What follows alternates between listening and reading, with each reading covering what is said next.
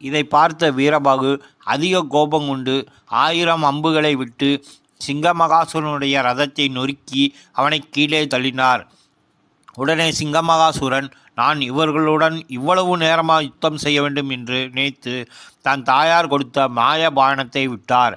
அது வீரபாகு முதலிய படைகள் எல்லாவற்றையும் ஒரே கட்டாக கட்டி தென் சமுத்திரத்துக்கு மத்தியில் கொண்டு போய் தள்ளியது. இதை பார்த்த சிங்கமுகன் சந்தோஷப்பட்டு ஸ்ரீ பாலசுப்பிரமணியத்தின் மீது ஆயுதங்களை எறிந்தான். அதற்கு அவர் தகுந்த பானங்களை விட்டு நாசம் செய்து கொண்டே இருந்தார். சிங்கமகாசுரன் தன் வரத்தினால் வாங்கிய படைகள் எல்லாவற்றையும் அனுப்பினான். அப்படைகள் யாவும் ஸ்ரீ பாலசுப்பிரமணியத்தை ஒன்றும் செய்யாமல் போய்விட்டது. பிறகு கோபம் கொண்டு பக்கத்தில் வந்து தன்னுடைய 2000 கைகளினாலும் ஸ்ரீ பாலசுப்பிரமணியை பிடிக்க நெருங்கினான். அதற்கு அவர் 1000 அம்புகளை விட்டு அவனுடைய சிரசுகளை கீழே விழும்படியாகவும் 2000 அம்புகளை ஒரே நேரத்தில் விட்டு 2000 கைகளையும் துண்டித்தார். ஆனால் பிறகு அவருடைய சிரசுகளும் கைகளும் மீண்டும் மீண்டும் முளைத்து கொண்டே இருந்தன.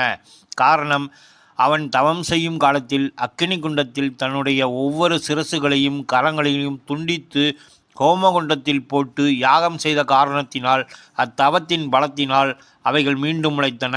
இதை அறிந்த ஸ்ரீ பாலசுப்பிரமணியர் ஒவ்வொரு அம்புகளாக விட்டு எல்லா சிரசுகளையும் துண்டித்து ஒரு சிரசை மட்டும் தனியாக நிறுத்தினார். அப்போதும் சிங்கமகாசுரன் கீழே விழாமல் கோபம் கொண்டு தன் கையிலுள்ள தண்டை எரிந்து சுழற்றி எறிந்தான். இதை பார்த்து பாலசுப்பிரமணியர் புன்முறுவல் பூத்து தன் கையில் உள்ள சூலாயுதத்தை எடுத்து பிரயோகம் செய்தார்.